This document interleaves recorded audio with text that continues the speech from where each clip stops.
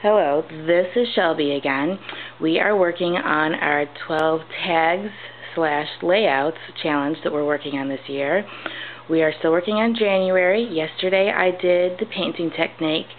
If you don't want to do paints and you want to do inks, this is the process you're going to use. So let's get started. Okay, so here's what I already completed. Let me show you how to get to this point. Now, what you're going to need are some inks in the colors that you're using, and you're going to need, of course, some cardstock, and you're going to use some kind of mister. Now, Ranger makes, of course, a perfect product for that. It's a mini mister, and you can get them in singles or in packs of 3, or I think you can get a whole little holder of 12. If you don't have one of these, then you can just recycle an old bottle. This is a little bottle that I use for hairspray, and you can just use that because we're just going to use clear water for this technique. Again, I'm using my craft mat. This is a non-stick mat. Nothing sticks to it. So yesterday we used paint with it. Today we're going to use ink. They're wonderful. Now, if you don't have one of these craft mats and you want to do this inking technique, you can use a page protector from your scrapbook. All you need is a big piece of plastic that's going to lay flat. You can't use saran wrap. It has to be something like a page protector that you set aside just for this purpose. Okay? So let's get started. I'm going to use the Distress inks, of course, because they're my favorite, but you can use this with any ink pad. Any brand will work. And what we're going to do, I'm going to start with a lighter color, I think. I've got Shabby Shutters here, Peel Paint. I always like to work with the lighter colors first so I don't get darker colors in it.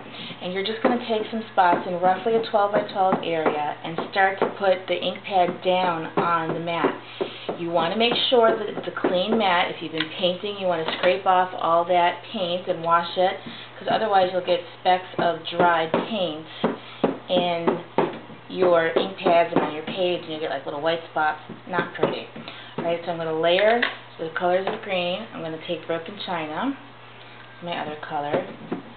I love to do blues and greens for boys, and for my youngest son, that seems to be the themes of this album, is blue and green and brown.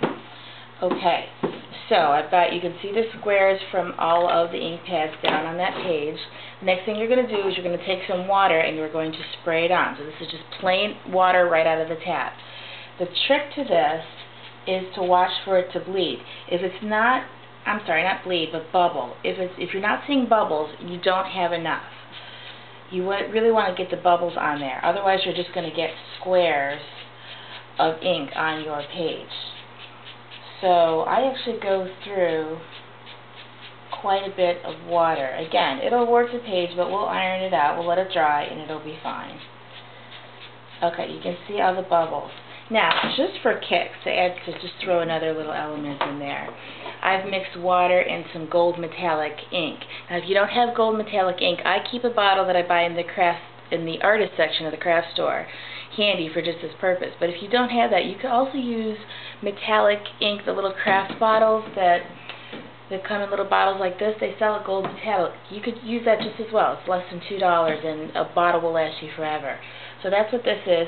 This is just water and metallic ink, and I'm just going to spray that on so I get a little bit of a sheen. It'll be very subtle,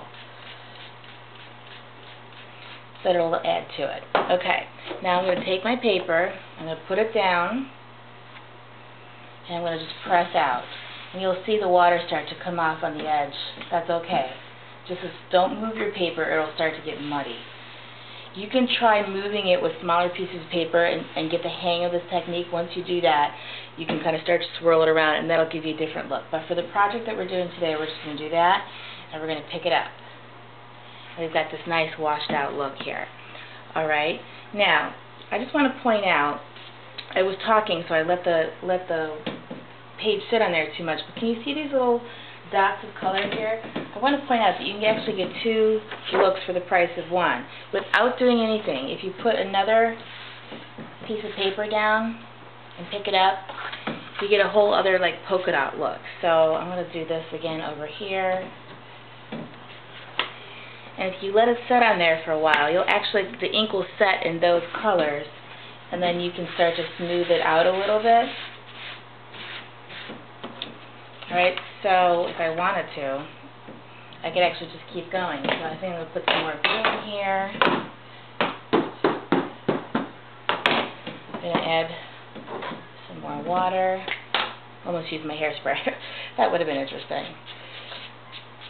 And there is actually a whole recipe of techniques that you can do with these little bottles where you can put bleach in them or hairspray or alcohol, but that's not my arena of expertise. So I'm going to leave that to the experts. Alright. And there you go. So you can just keep building on your techniques. So you can go very bold, or you can go very subtle. What I recommend is that you try it with just small pieces of paper until you get a feel for the technique, and then you're ready to go. Okay, so this is the second technique of 3 that you can use for this January layout.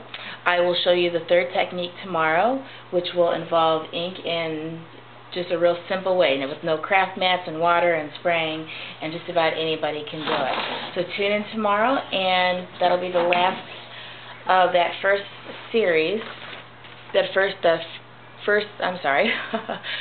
last of the 3 techniques that we'll use for the base. Again, this is just going to be one layer of mini as we continue to move forward to complete the whole 12 by 12 layout. See you tomorrow.